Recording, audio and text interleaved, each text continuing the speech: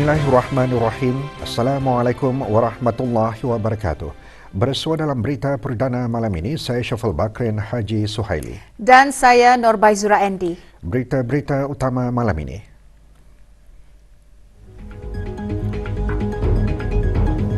Negara Brunei Darussalam dan Republik Singapura berhasrat mempeluaskan lagi kerjasama dalam pelbagai bidang.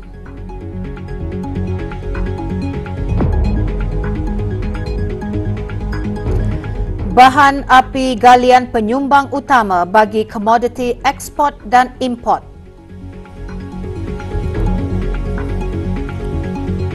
Republik Singapura sangat menghargai dan tertarik untuk belajar mengenai usaha negara Brunei Darussalam dalam mendepani cabaran berkaitan perubahan iklim dan kedaya tahanan.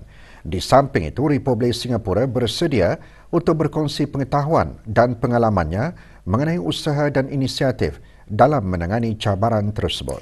Dalam sesi temu bual bersama Puan Yang Terutama Grace Fu, Menteri Kelestarian dan Alam Sekitar Republik Singapura memuji perkembangan yang dicapai dalam kerjasama antara kedua-dua buah negara.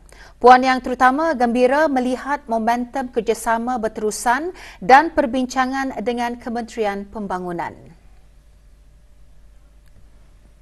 This is the 16th time we're having the Brunei-Singapore annual exchange visits. They allow officials of both ministries to have very in-depth discussions over a wide variety of topics. So since our last trip, I've seen that good progress has been made. We have started to have regular batches of eggs from Brunei into Singapore. We're now discussing possibility of other food types being imported as well. Mengenai kerjasama antara kedua-dua buah negara dalam bidang kedayatahanan alam sekitar, Puan Yang Terutama mengambil maklum akan kepentingan pertukaran pengetahuan antara satu sama lain. Jelasnya banyak perkara yang perlu dipelajari di negara Brunei Darussalam seperti dalam menangani sisa buangan. Puan Yang Terutama berada di negara ini bagi lawatan kerja 3 hari. Jumlah perdagangan meningkat sebanyak 4% pada bulan Jun 2023 berbanding bulan Mei 2023.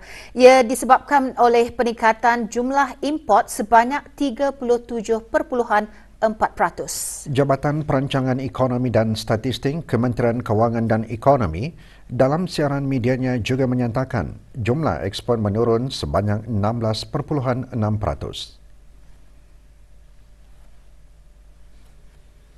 Ekspor pada bulan Jun 2023 bernilai 899 juta ringgit. Bahan api galian merupakan penyumbang utama ekspor negara Brunei Darussalam, diikuti dengan bahan kimia dan jentera dan kelengkapan pengangkutan. 5 komoditi import utama pada bulan Jun 2023 adalah bahan api galian, diikuti jentera dan kelengkapan pengangkutan, barang-barang keluaran kilang, makanan dan bahan kimia. Sementara pasaran ekspor utama pada bulan Jun 2023, Republik Rakyat China diikuti Australia dan Singapura. Komoditi ekspor terbesar ke negara-negara tersebut adalah bahan kimia dan bahan api galian.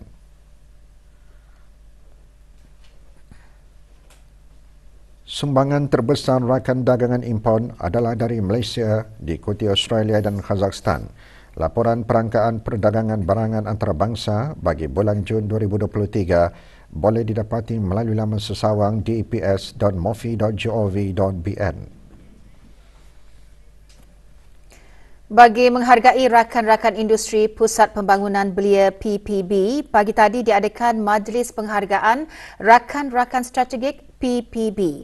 Majlis berlangsung di Kompleks Sukan Jerudong. Penyampaian sijil dan cenderamata disempurnakan oleh Awang Haji Zakaria bin Haji Serudin, Setiausaha Tetap Kebeliaan Kementerian Kebudayaan Belia dan Sukan.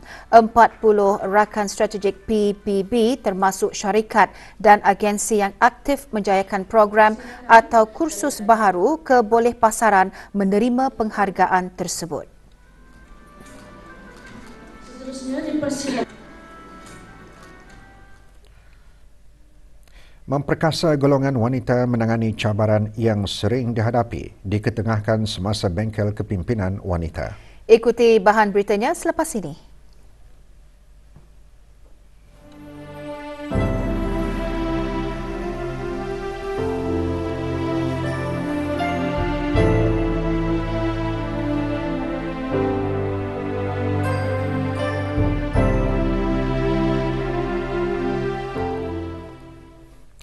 Universiti Teknologi Brunei UTB mengadakan majlis makan malam bagi menghargai penganjur bersama, penceramah jemputan para penaja, pembentang kertas kerja, peserta dan jawatan kuasa Universiti Teknologi Brunei Science Technology and Engineering Penang, UTB STE Penang Congress 2023. Majlis diadakan semalam di Ibu Negara. Hadir Datin Peruka Profesor Dr. Dang Haja Zohra binti Haji Sulaiman, Naib Chancellor UTB. Penganjur bersama majlis tersebut terdiri dari Universiti Brunei Darussalam UBD, Universiti Teknologi Petronas UTP dan Universiti Malaysia Perlis UNIMEM. Majlis juga menghargai sumbangan bernilai kepada kerjaan Kongres Sains Teknologi dan Kejuruteraan.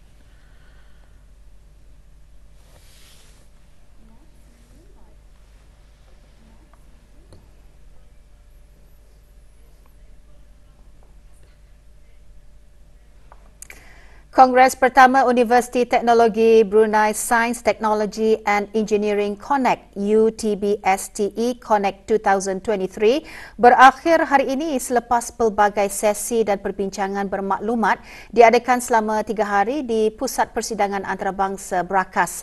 Dengan tema penyelidikan dan aplikasi bagi dunia yang lebih baik, Kongres mencapai tujuannya dalam berkongsi pengetahuan, memupuk kerjasama dan menangani cabaran yang dihadapi dunia. With the conclusion of UTB-ST Connect 2023, UTB is confident that the resounding success and immense impact of the Congress will continue to reverberate in the years to come. I extend my heartfelt appreciation to all co-organizers, sponsors, keynote speakers, paper presenters, participants and organizing committee members of UTB-ST Connect 2023 for their invaluable contributions and unwavering support. 4 modul dikongsikan semasa bengkel kepimpinan wanita yang diadakan di samping acara UTB STE Connect 2023. Bengkel berlangsung di Pusat Persidangan Antarabangsa Berakas. Bengkel dimulacara oleh Profesor Datin Dr. Norizan binti Abdul Razak daripada Universiti Kebangsaan Malaysia. 4 modul yang dikongsikan merupakan kurikulum komprehensif yang direka bertujuan melibatkan para peserta bengkel dengan perbincangan yang mendalam serta pengalaman pembelajaran secara interaktif yang memperkasa golongan wanita menangani cabaran yang sering dihadapi. Dr. Siti Mazidah Haji Muhammad, because you can wear like from 20. 158 buah buku disumbangkan oleh Kedutaan Negara Qatar kepada Perpustakaan Universiti Islam Sultan Sharif Ali UNISA pagi tadi. Buku-buku tersebut ditempatkan di koleksi khas Sudut Penerbitan Qatar. Pelancarannya disempurnakan oleh Tuan Muhammad Abdul Rahman M.A. Al-Jufairi, Kuasa Usaha Sementara Kedutaan Negara Qatar. Juga hadir Dr. Haji Nur Arfan bin Haji Zainal, Rektor UNISA. Sumbangan buku ini diharap dapat mengeratkan lagi hubungan kerjasama di antara negara Brunei Darussalam dengan negara Qatar.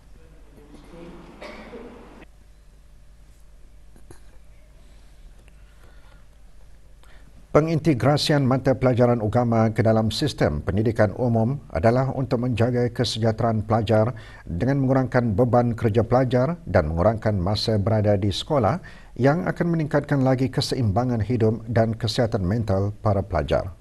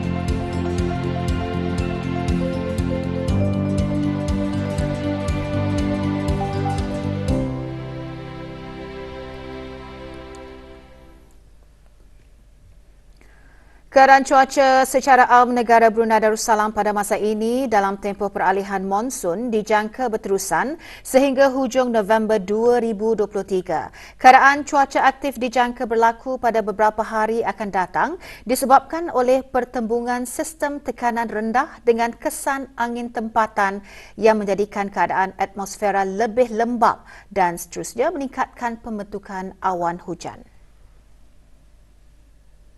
Keadaan cuaca aktif diramalkan berlaku sehingga awal pagi hari Isnin 30 Oktober dengan hujan lebat berpetir sekali-sekala menjejaskan beberapa kawasan negara terutama pada waktu lewat petang dan malam dan berkemungkinan berlanjutan hingga ke awal pagi. Kelajuan angin boleh meningkat sehingga 45 km sejam semasa atau dekat hujan lebat berpetir. Keadaan laut pada amnya berombak di paras sedikit di bawah 1 meter. Terdapat risiko berlaku banjir kilat terutama di kawasan rendah dan mudah banjir serta kawasan berdekatan tebing sungai semasa hujan lebat berterusan dan kejadian air pasang.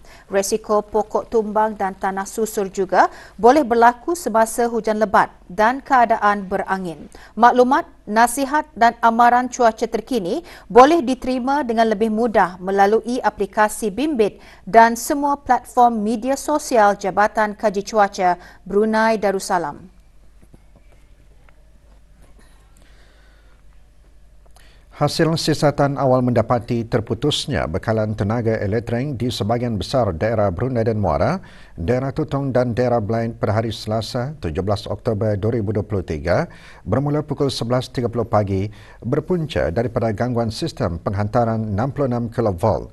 Jabatan Perkhidmatan Elektrik JPE, Jabatan Perdana Menteri dalam siaran akhbarnya memaklumkan gangguan itu menjejaskan operasi stesen janakuasa JPE di daerah Brunei dan Muara, daerah Tutong dan daerah Blain sahaja. Manakala stesen janakuasa JPE di daerah Temburong yang membekalkan tenaga kepada keseluruhan pelanggan di daerah berkenaan beroperasi seperti biasa. Gangguan tersebut disebabkan oleh kegagalan pada salah satu pepasangan di substesen 66 kV Tunku. Pada masa ini, siasatan terperinci masih dijalankan untuk mengenal pasti punca utama kegagalan tersebut. Siasatan akan melibatkan penilaian keseluruhan kitaran hayat komponen yang terjejas. Pihak JPE juga membuat pemeriksaan terhadap pepasangan lain dan tindakan sewajarnya terhadap sebarang isu yang telah dikenal pasti setakat ini. Pihak JPE juga ingin memohon maaf kepada semua pelanggan yang terjejas atas kesulitan yang telah dialami dan memaklumkan kepada orang ramai bahawa semua kerja pemulihan telah pun dijalankan mengikut prosedur keselamatan. JPE mengucapkan berbanyak terima kasih kepada orang ramai di atas kefahaman dan kerjasama yang baik semasa kekitangan jabatan melaksanakan tindakan mitigasi penting.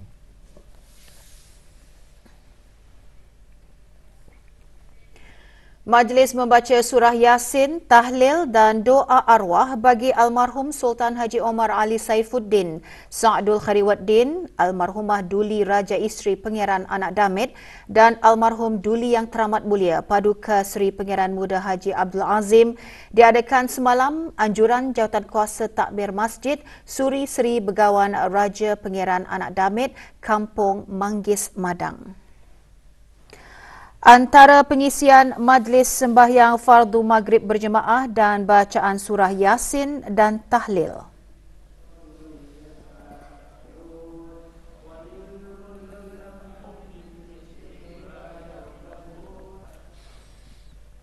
Universiti Brunei Darussalam UBD terus menunjukkan komitmennya terhadap tanggungjawab dan keberkesanan penggunaan kecerdasan buatan AI generatif apabila lebih 60 kaki tangan pentadbiran menyertai bengkel bertajuk Harnessing Generative AI for Enhanced Productivity.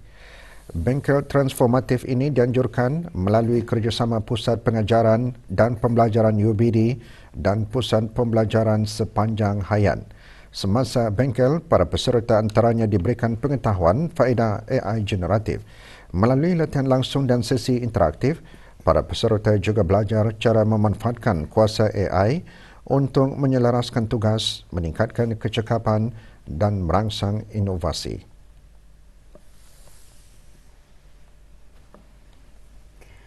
Sekumpulan 5 pelajar berbakat dari beberapa buah sekolah menengah di negara ini menyertai cabaran global pertama yang diadakan di Republik Singapura awal bulan ini. Cabaran antara lain bertujuan memperkasa belia ke arah menyerlahkan potensi mereka dalam inovasi. Cabaran global merupakan salah satu pertandingan robotik yang diiktiraf antarabangsa. Tema tahun ini, Hydrogen Horizons, mencabar para peserta mencipta robot yang dapat dikendalikan menerusi simulasi persekitaran bagi menghasilkan gas hidrogen dan menggunakannya untuk menyimpan, membekal dan merubah tenaga. Kumpulan Hydrostar sebelum ini pernah memenangi tempat pertama dalam National Robotic Coding Conquest 2023 yang dianjurkan oleh Universiti Teknologi Brunei UTB dan Surya Energy Lab.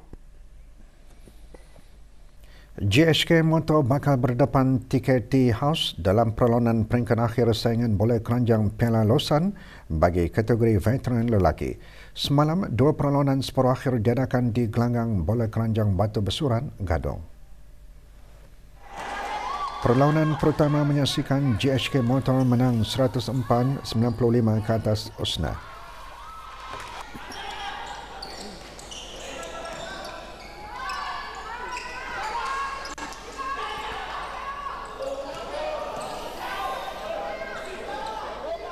Manakala perlawanan kedua pula menyaksikan TKT House untuk menghadapi masalah untuk menundukkan Readymix 103 berbalas 84.